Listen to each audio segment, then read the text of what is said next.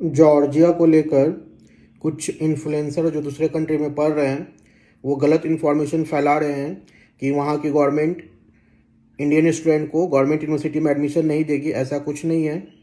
वहाँ की गवर्नमेंट पहले अपने लोकल स्टूडेंट की सीट फुल करेगी, उसके बाद इनोजेमसी जो फॉरेन स्टूडेंट होते हैं उनको देगी।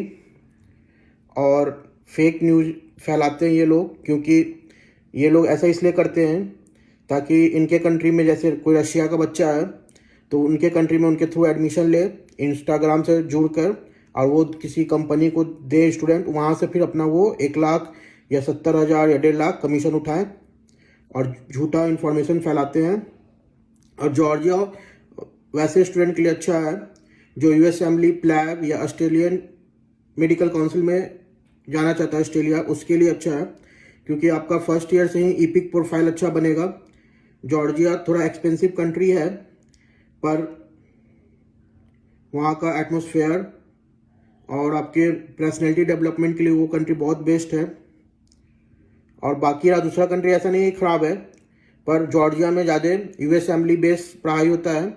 और एक झूठ और फैलाया जाता है कि जॉर्जिया यूरोपियन कंट्री में आता है। जैसे यूक्रेन था वैसे ही जॉर्जिया है, यूएसएसआर का पार्ट था पहले, वो यूरोपियन कंट्री में भी नहीं आता है, पर वो अपना डॉक्यूमेंट ये सब सारा चीज़ अब यूरोपियन दिखाता है, पर वैसा है नहीं।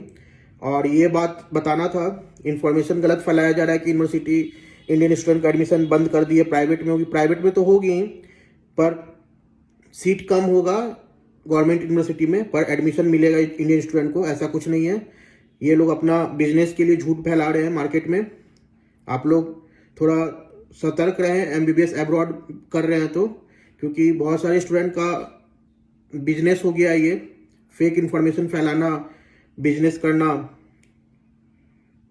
तो ऑफिशियल रिप्रेजेंटेटिव से ही एडमिशन ले, क्योंकि ऑफिशियल रिप्रेजेंटेटिव को सारा चीज़ कॉन्ट्रैक्ट साइन रहता है, उस कॉन्ट्रैक्ट में लिखा भी रहता है अगर आप मिस इन्फॉर्मेशन फैला रहे हैं तो आपका 3 साल तक उस यूनिवर्सिटी में कॉन्ट्रैक्ट साइन नहीं होगा और उस पर कानूनी कार्रवाई होता है। लोकल जॉर्जियन कोर्ट में फिर केस हो जाता है।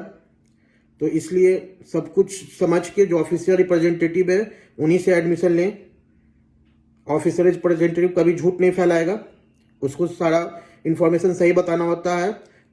वो कुछ एक्स्ट्रा चार्ज भी नहीं कर सकते, वैसे करते हैं इंडिया में, जैसे हम हैं वो हम एक्स्ट्रा चार्ज नहीं करते, जो यूनिवर्सिटी से थ्रू होता है उसे, क्योंकि वो लोग को 10% साइन रहता है कॉन्ट्रैक्ट में, 10 से 15%। हर कंट्री का यही है, 10 से 15% साइन रहता है कॉन्ट्रैक्ट में फीस में से।